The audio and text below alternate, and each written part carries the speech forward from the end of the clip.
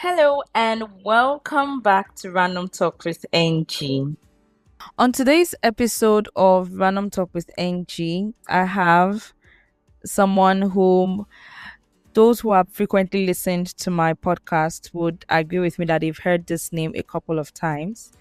We'll be discussing the topic networking beyond transactions.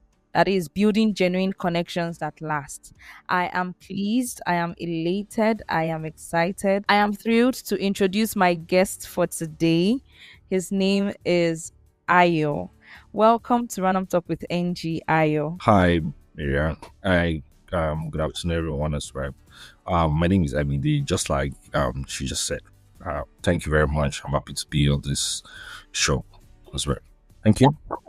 Okay, so I'll just go on ahead to give a brief introduction of how Ayo and I met because I believe it would give a soft landing or background the for the topic for today. I know we met about 6 years ago at my current place of work. We worked together for a couple of months and the friendship blossomed into what it is today. And so Ayo, I am really thankful for the support that you have given me because you're also one of those in my support system whom I am really proud of and really grateful to have in my circle. So thank you for all you do for me, Ayo. It's my pleasure. So Ayo, let's get on with the topic for today. So what is networking? What do you understand by networking? For my home context, right, the way I'll see networking is you trying to build, sort of maintain either professional relationship with someone or just on the friendship level as well, right? By exchanging information, seeking opportunities, and also helping them out, right? Either personally or emotionally, perhaps also in the career context as well, like helping them to grow in their career by offering them like advice, assisting them by like listening to them as well on how they could navigate several issues, which ultimately could help them achieve their desired goals and stuff like that. So, but the most critical part of networking here means that you guys engage mostly in meaningful conversations, offering values to others, and sort of maintaining like long-term connection. Right. So that's what I would think about networking to me. Yes, yes. And I also want to add that some people often misunderstand networking because when you hear people say they are attending events, corporate events, social events, you hear them say, "Oh, I just want to go and network." And then when they get to that place, you see that all they are doing is just exchanging business cards or saying, "Oh, this is my LinkedIn profile," or "This is my LinkedIn, my LinkedIn name. Let's connect," and it just ends there. So, what is the importance of adding value to others instead of just seeking opportunities? Because for some people, networking is all about opportunities, what opportunities I can grab at every point in time. But what do you think is the importance of adding value to others instead of just seeking opportunities? So, right, for me, like I said earlier, um, networking is a two-way thing, right? Because I personally, for instance, right, I believe in like building like long-lasting connection and relationship with people, and it shouldn't be all about like what I can get from them, but it should be more of a mutual thing where we are adding value to each other. And to be honest, like the interesting part about networking sometimes is that it doesn't have to always be about you networking with someone senior. It could be someone of your peer as well, right? Where where you could also add value to them as well, right? So, but the importance of adding value to people instead of just seeking opportunity, one of them is like you're trying to build a stronger relationship, right? Where you offer value first. So that's what I basically practice as well. So when you offer value to someone that you're trying to build the connection with, right?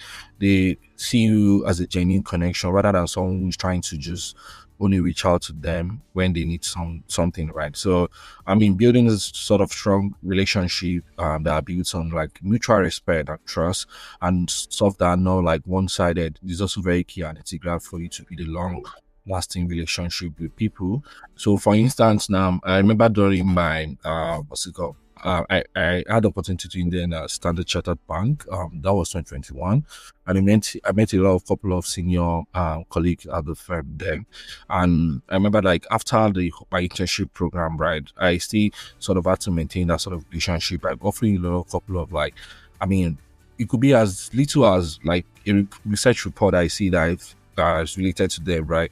That we could actually discuss about, and I've done a couple of times, right? And ultimately, I use that opportunity to sort of build a long-lasting relationship with some of those senior colleagues that I met at the firm. And up to now, like I see have that sort of strong network because, like, I mean, I'm able to offer. They see me as someone that is able to offer like sort of value, right?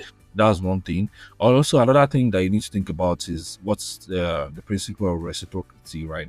So when you do something valuable to someone, they are more likely to help you in the future, and that's the honest truth, right?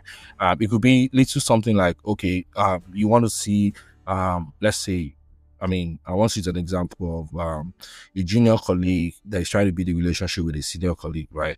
And perhaps you had the opportunity to meet maybe one of the family members or his son or daughter or stuff like that, and you buy it might just be maybe lollipop or something really basic, right? And that way you're able to be the sort of connection with the senior colleague family as well, and ultimately because people like to talk about the family as well, right? There's this term that someone told me about when you're trying to build connection with people, right? I mean, there's this thing that I called FOD. So FOD means family, occupation, recreation, dreams. So I mean, this all principle, right, is stuff that I also use most of the time when I'm trying to build relationship with people. Ensure that I mean I'm able to build a rapport with the past. I mean, in terms of the personal background as well, like the relationship with people, the family member, talk about their occupation as well. What do they find really exciting? Because people like to talk about themselves, honestly, right? In addition to that, what are the interests and hobbies that they also like that you feel like you guys can have like a mutual sort of understanding about that as well. And I mean, something else that they like our aspiration and future goals as well is a meaningful, is also a very interesting way to actually build like connection with people. So I mean, like if you're able to practice these all things, right, I think it's going to help you to actually see networking as a two-way thing as opposed to just getting something from someone just because like you're trying to achieve something. Yeah. So thank you. So I'm going to keep that Ford acronym with me. So let's go on to discuss some of the common fears, when it comes to overcoming networking challenges. So I know that people have complained, or people have fears about introversion and the fear of being rejected. That's why they do not want to even bother networking. And then some feel like, okay, it's transactional, so they're asking themselves, what's the use of networking? So what are your thoughts around those common fears around networking? Yeah. So the tricky part about networking is that it helps if you're an extroverted person, right? You're someone that likes to speak to people for the first time, like engage them and stuff like that. But however, for like introverted person, right, I know it's a big struggle, right? So I mean, some of the common fear and how to overcome them. I mean, the first one is mostly like there's this fear of, okay, the person saying no or being interested in talking to them, and what's it called? The easier way to overcome that is to accept that rejection is normal, honestly, and it's not something personal. It's not everybody that you see today that is going to like you. So you have to like, I mean, have the preconceived notion that there will be some couple of people that won't be interested in speaking to you, and it's totally normal, right? So you don't allow that sort of, I don't want to say bad energy, but just you don't allow that sort of situation to prevent you from speaking to people that would be interested in speaking to you as well. But you just have to continue to speak to a lot of couple of people, and you definitely find someone that really likes you for who you are and also want to engage you, right? And also you have to focus on quality over quantity, right? Because I personally have a small circle of friends. I don't have 50 friends. More people do that, but despite the fact that I'm an extroverted person, right? I have just small chunk, right? Let me put it that way. So and the quality of that relationship is very strong as opposed to just having a lot of friends that you don't actually build meaningful relationship with them. Another way to prevent rejection is, or you can go through the approach of a warm introduction by a mutual connection, right? I've met some couple of people that I had to go through like a mutual connect as well, just to reach out to them as well. So that's one way to avoid in case of like fear of rejection. What's it called? Another aspect that people don't talk about is people often worry about the awkward silence or struggling to keep conversations very net, right? Yeah, I've had situations whereby I'm engaging someone for the first time and I'm like, okay, I don't know what this person likes and what they do and stuff like that.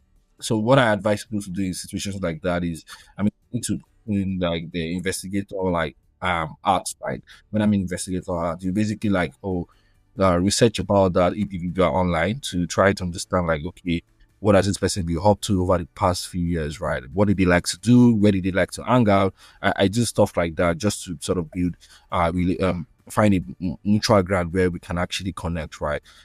Which is also brings me back to the acronym dimension before, the Ford methodology, right? This sort of works to help to guide our conversation there, right?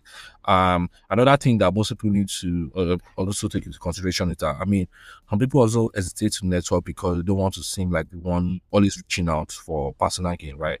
Honestly, um, and it's because there's a belief that networking is more transactional rather than relationship wise, right? And I don't really blame people like that, right? But the better way to sort of overcome stuff like that is basically start out with focusing on giving value first. Like I mentioned, share insights with them, making introduction and congratulate them. It could just be a very minor thing like, okay, we did something really interesting like recently.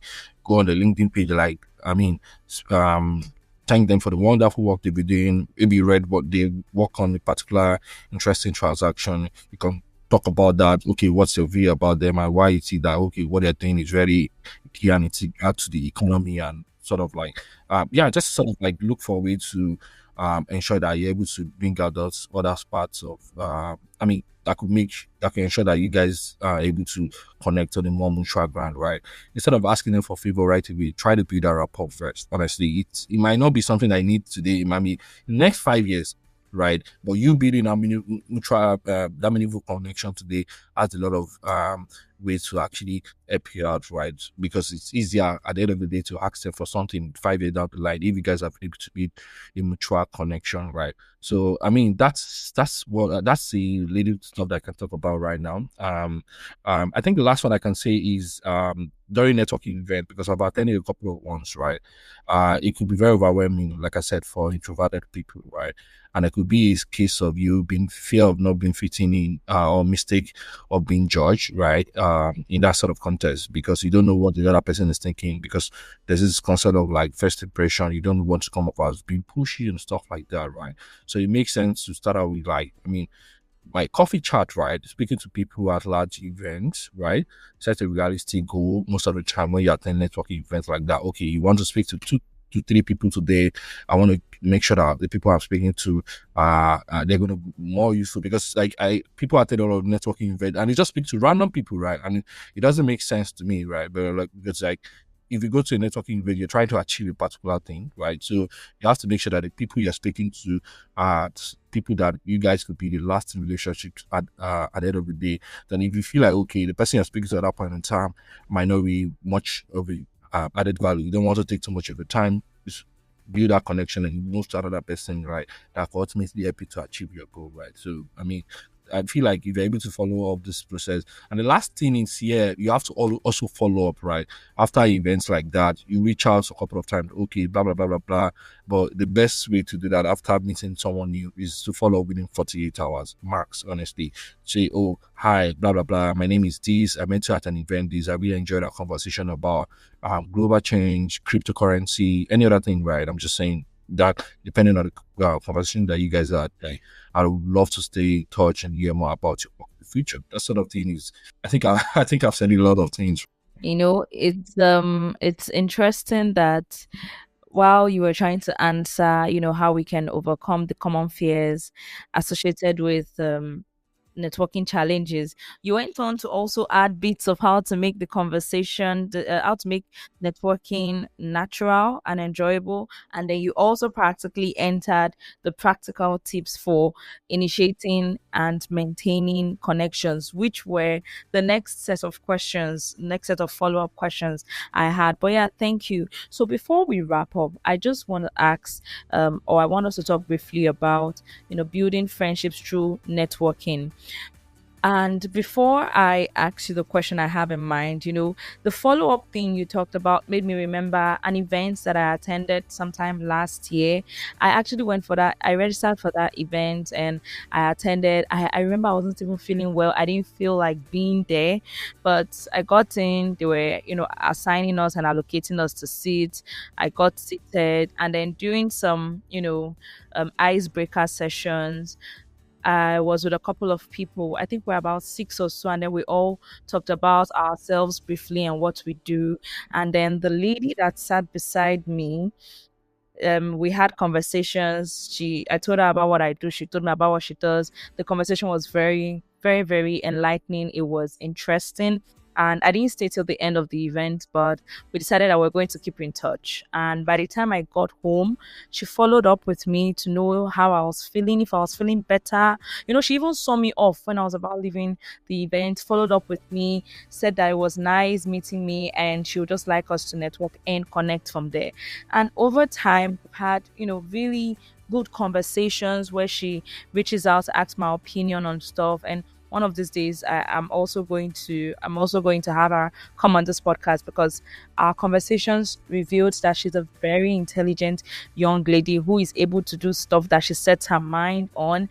And that networking has also led to quite a genuine conversation and connection because she's comfortable with reaching out to me to talk about, serious things that have to do with career and, how to fit in the society.